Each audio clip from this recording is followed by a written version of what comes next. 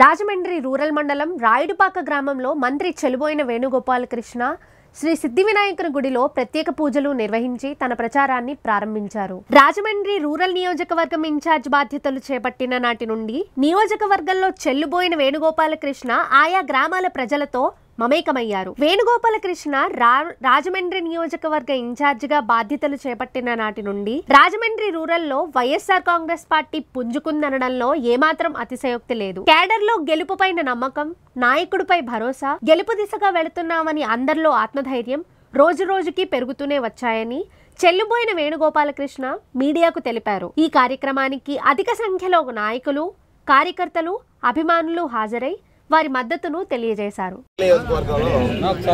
ఈరోజు ఉదయం 8:36 వరసిద్ధి వినాయకుడికి పూజాధికారులు కానీ అనంతరం వైఎస్ఆర్ కాంగ్రెస్ పార్టీ గెలుపు కోసం, ఈ రాష్ట్రానికి ముఖ్యమంత్రిగా జగన్మోహన్ రెడ్డి గారి అవసరత కోసం, ఈ రాష్ట్ర ప్రజలు తీసుకునేటువంటి నిర్ణయాలు ఉండాలని ఇంటింటికి ప్రచారం చేసేటువంటి కార్యక్రమాన్ని ప్రారంభించారు.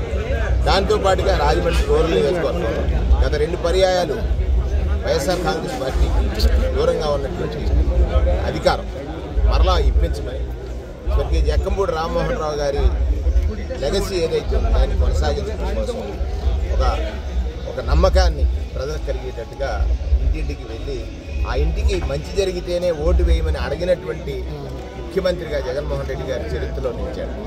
మేము అడగకుండానే మంచి జరిగిందా అమ్మ అని మేము అడగక్కర్లేదు, మాకు ఈ మంచి జరిగింది ఓటు వేస్తామని ప్రజాస్పందన చూసిన తర్వాత ఈ నియోజకవర్గంలో అంటే రూరల్ నియోజకవర్గంలో, రాజమండ్రి రూరల్ నియోజకవర్గంలో వైఎస్ఆర్ కాంగ్రెస్ పార్టీ జెండా ఎగరడం తథ్యమనేటువంటి విషయాన్ని గ్రహించడం జరిగింది. నాతో పాటుగా పార్లమెంట్ అభ్యర్థి అయినటువంటి గూడూరు శ్రీనివాస్ గారు, పెద్దలు గతంలో సుదీర్ఘంగా 2 పర్యాయాలు పోటీ చేసి ఇప్పుడు DCCB బ్యాంక్ చైర్మన్గా ఉన్నటువంటి